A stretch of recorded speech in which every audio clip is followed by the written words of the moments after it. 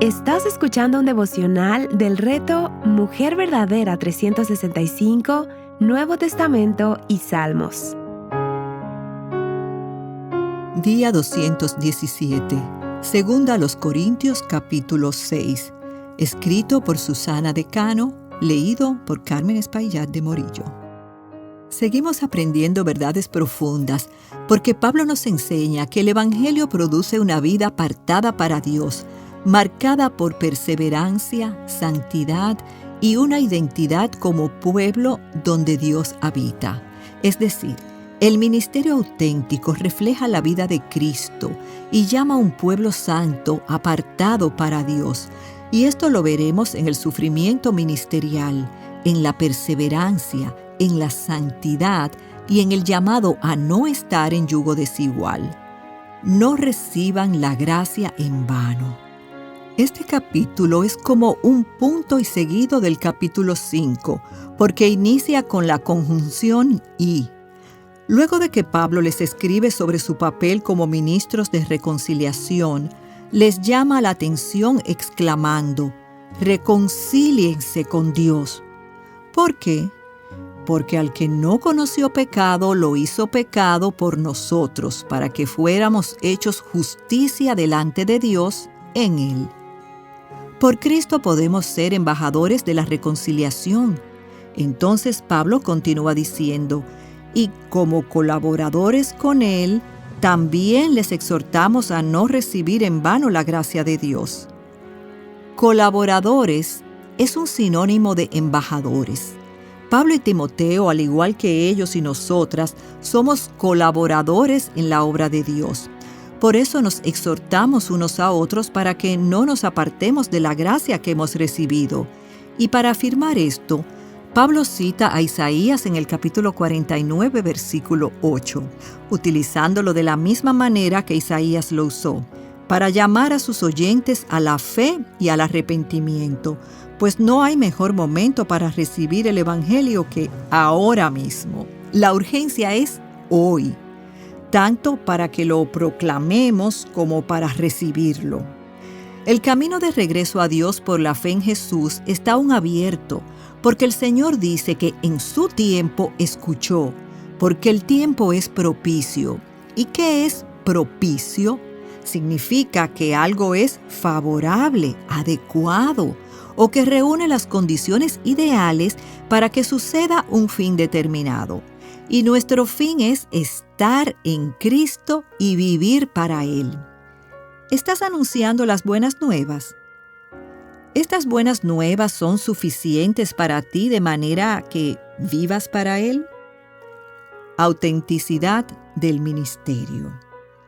Si algo necesitamos reconocer de Pablo es su humildad, amor por el Señor y por la Iglesia. En muchas cartas lo leemos sufriendo a causa del Evangelio, y en esta no es diferente.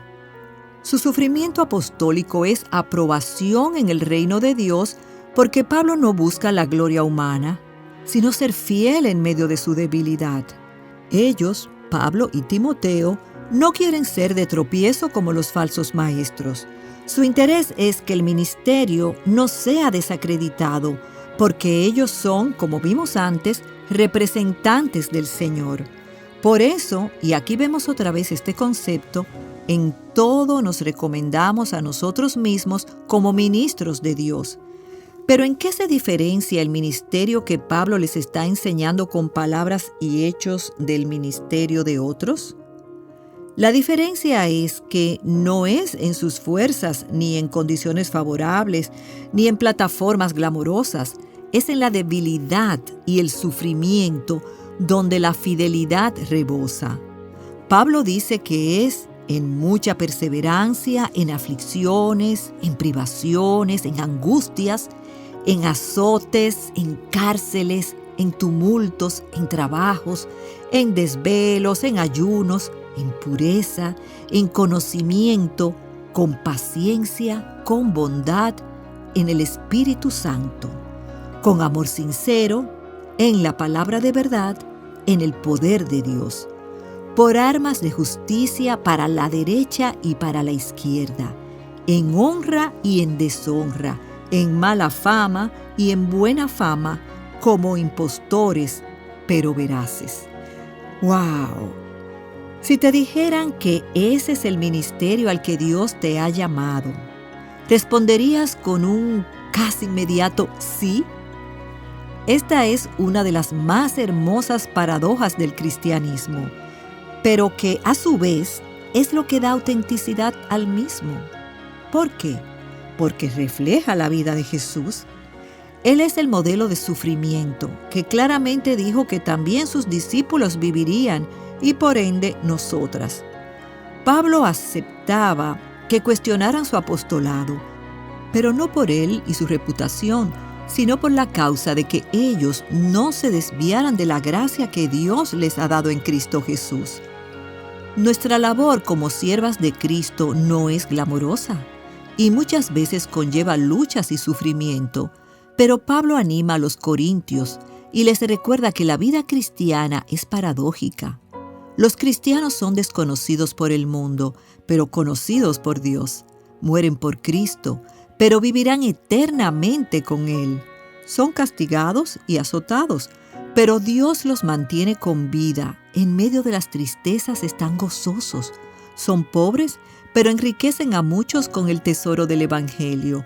No tienen recursos valiosos, pero tienen lo más importante, a Cristo. Y mira lo hermoso de la respuesta de Pablo hacia todo este escenario. Somos tratados como desconocidos, pero bien conocidos, como moribundos, pero vivimos, como castigados, pero no condenados a muerte, como entristecidos, pero siempre gozosos, como pobres, pero enriqueciendo a muchos, como no teniendo nada, aunque poseyéndolo todo. Otra vez, ¡wow! El Evangelio es una forma de vida verdaderamente contracultural. Nadie puede vivir de esta manera si no es por el Espíritu Santo morando en sus corazones y si no es por la obra de Cristo y su ejemplo en esta tierra. Es como si Pablo dijera, todo lo que este mundo les dice que es mejor, el Evangelio dice que no lo es y que, aunque es cierto que hay dolor y dificultad, no los define.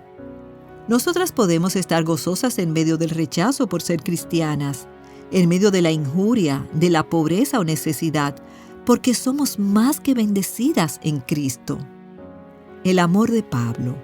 Y aún Pablo, en forma de clamor y mostrando sus sentimientos, dice, nuestra boca, oh Corintios, les ha hablado con toda franqueza. Nuestro corazón se ha abierto de par en par. Pablo está mostrando lo diferente que es ser ministro del Evangelio de la gracia de Cristo, que no son actitudes externas que apuntan a ellos, sino actitudes que proceden libremente de una demostración de sus corazones que modelan el corazón de Cristo. MacArthur dice, Pablo demostró su amor genuino por los corintios al definir el carácter del amor que profesaba por ellos, un amor que les ha repetido. En la traducción Reina Valera dice en el versículo 11, nuestro corazón se ha ensanchado, que significa que su corazón se ha agrandado. No importa cuántos lo trataran mal, Él los amaba. Pablo afirma que si ellos están lejanos, no es por la falta de amor de Pablo, es por la de ellos. ¿Qué ejemplo nos da Pablo? Unir el sufrimiento y sufrir a causa del amor a su Señor y a ellos.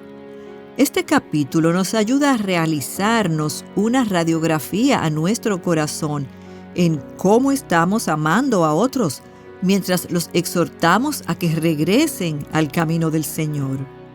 Somos pacientes. ¿Denotamos gozo o crece amargura?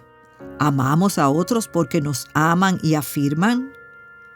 Nuevamente, nuestro amado Jesús es el mejor ejemplo de amar a los pecadores, de dar su vida en la cruz por ellos y bendecirlos con salvación a todo el que cree en Él. No unirse en yugo desigual. Finalmente, Pablo les exhorta a no unirse en yugo desigual. El pedido de recibir a Pablo enmarca su demanda de rechazar a algunos que son malos, que puede implicar que son los oponentes de Pablo. Bajo esto, Pablo dice, no estén unidos en yugo desigual con los incrédulos. Esta no es una prohibición paulina. Proviene del Antiguo Testamento. Puedes verlo en Deuteronomio 22:10, junto con 5 preguntas retóricas. ¿Qué asociación tienen la justicia y la iniquidad? ¿O qué comunión la luz con las tinieblas? ¿O qué armonía tiene Cristo con Belial? ¿O qué tiene en común un creyente con un incrédulo?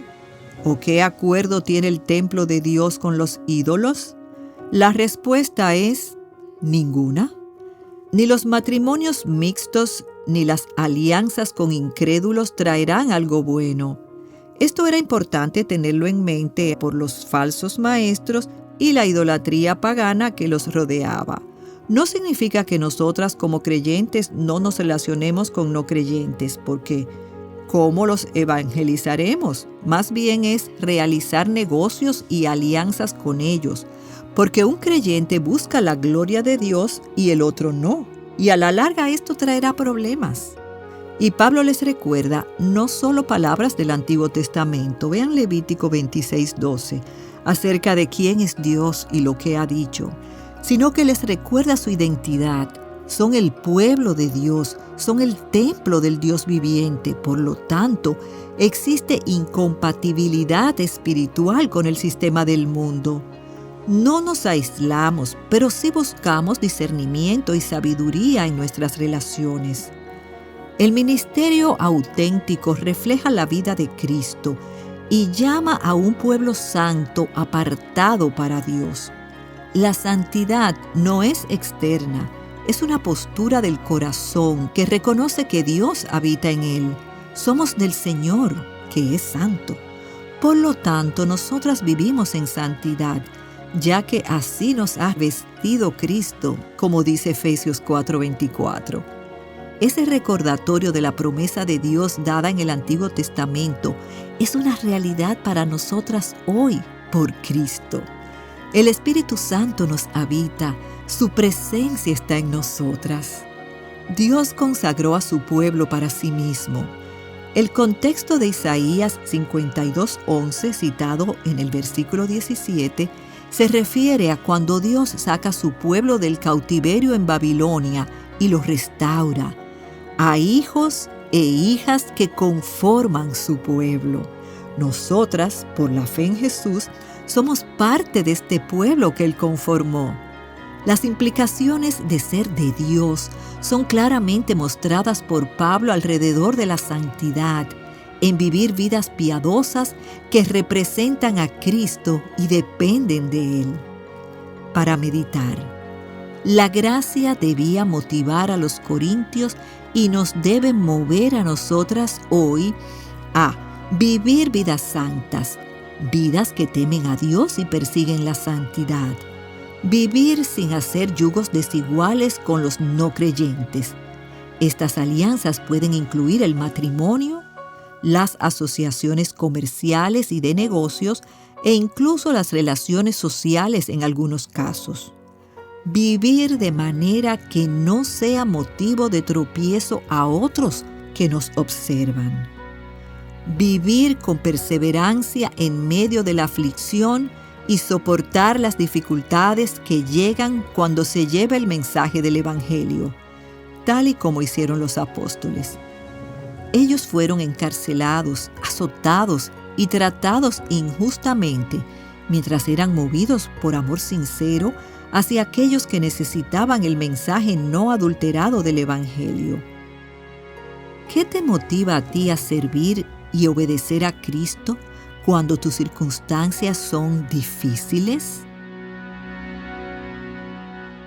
Explora más recursos que te guíen a Cristo y su palabra en avivanuestroscorazones.com.